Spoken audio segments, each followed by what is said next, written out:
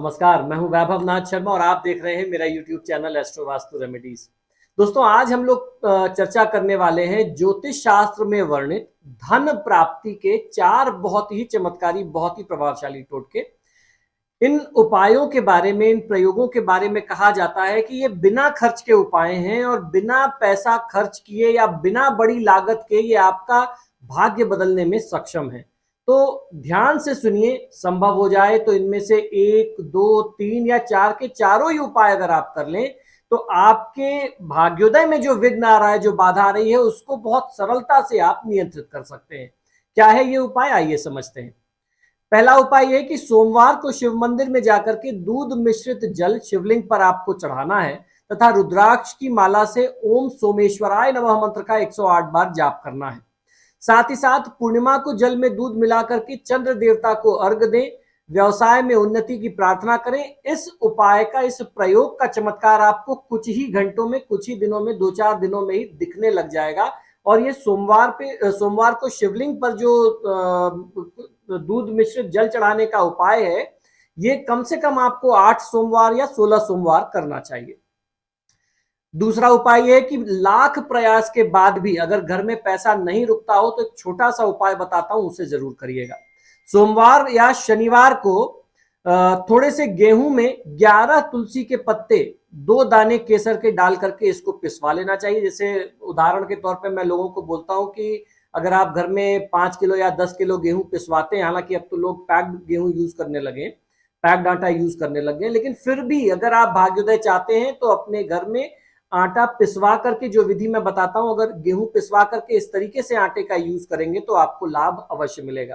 तो 5 किलो या 10 किलो गेहूं में 11 तुलसी दल मिला लें, 11 तुलसी के पत्ते ले लें, 2 दाने केसर के ले लें और 250 ग्राम करीब काले चने आप उसमें डाल करके साथ में पिसवा लीजिए। इस आटे को जब आप प्रयोग करेंगे तो दारिद्रता आपके घर से चली जाएगी, कितनी भी आर्थिक विपन्नता होगी वह आपके घर से चली जाएगी और धीरे धीरे आपकी प्रगति के रास्ते खुलने लग जाएंगे। ऐसा हमारे शास्त्रों में इस उपाय का वर्णन मिलता है। घर में बरकत आने लगती है और लक्ष्मी दिन दुगना रात चौगुना इस उपाय को करने से बढ़ने लग जाती है।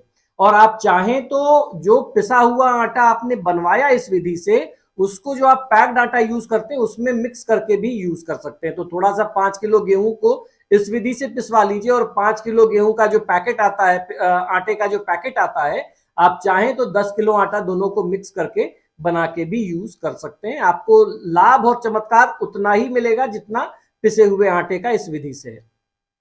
तीसरा उपाय है, घर में स्थायी लक्ष्मी के लिए एक लोहे का बर्तन ले लीजिए, उसमें जल, चीनी, दूध और देसी घी थोड़ा सा आधा चम्मच या 1 चम्मच मिश्रित कर लें। इसे पीपल के पेड़ की छाया के नीचे खड़े होकर के पीपल की जड़ में आपको डालना है। ये उपाय शनिवार को करना है और कम से कम 16 शनिवार अगर आप लगातार इस उपाय को करते हैं तो इससे घर में स्थायी लक्ष्मी का वास होता है। अगर आपको ध्यान हो तो मैंने सुबह और शाम को किए जाने वाले अमावस्या और शनिवार का जो उपाय बताया था उसमें 15-20 लाख से ज्यादा व्यूज आए थे। ये उसी उपाय का हिस्सा है जो मीठा जल पीपल के जड़ में चढ़ाना होता है। वो बहुत ही चमत्कारी उपाय है और लोगों के जीवन बदल गए उस उपाय को करने के बाद। लोग विदेशों से चल करके मेरे पास उस उपाय को करने के बाद आए, सिर्फ धन्यवाद देने के लिए। तो ये उपाय बहुत ही चमत्कारी है। पूरी श्रद्धा से करेंगे तो लाभ मिलेगा। आप शनिवार के शनिवार कम से कम 16 शनिवार इस उपाय को करें। अगर बहुत ज्यादा आर्थिक समस्या है तो शनिवार से आरंभ करके लगातार 45 दिन आप इस उपाय को कर सकते हैं।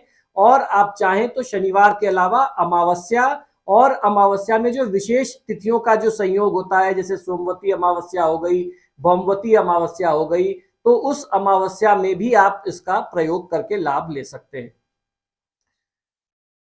चौथा उपाय है, घर में सुख समृद्धि लाने के लिए क्या करना चाहिए। उसके लिए आपको उपाय ये करना है कि एक मिट्टी के बर्तन में कुछ सोने चांदी के सिक्के लाल कपड़े में बांध करके आप रखें। इसके बाद बर्तन को गेहूं या चावल से, किसी भी अन्न से परिपूर्ण करके, पूरा भर करके घर के वायव्य कोण में उत्तर पश्चिम कोने में रख दें। ऐसा करने से घर में धन का अभाव कभी नहीं रहता। अगर आप सोचेंगे कि अब सोने चांदी के सिक्के कहां से लाएं, तो घर में ऑर्नामेंट्स पड़े होते हैं सबके पास, और इसको आपको ऐसे कहीं खुले में नहीं रखना है कि आपके आभूषण चोरी होने का खतरा हो जाए। आप इसको परिपूर्ण करके नॉर्थ वेस्ट में अगर कहीं कोई अलमारी है, कोई संदूक है, तो आप उसके अंदर डाल करके ताले में बंद करके रखिए। तो सिक्के के अभाव में आप सोने चांदी के कुछ छोटे से बहुत सस्ते से आभूषण का भी प्रयोग कर सकते हैं। कोई जरूरी नहीं है कि आपको सोने चांदी के महंगे सिक्के ही खरीद करके प्रयोग करना है।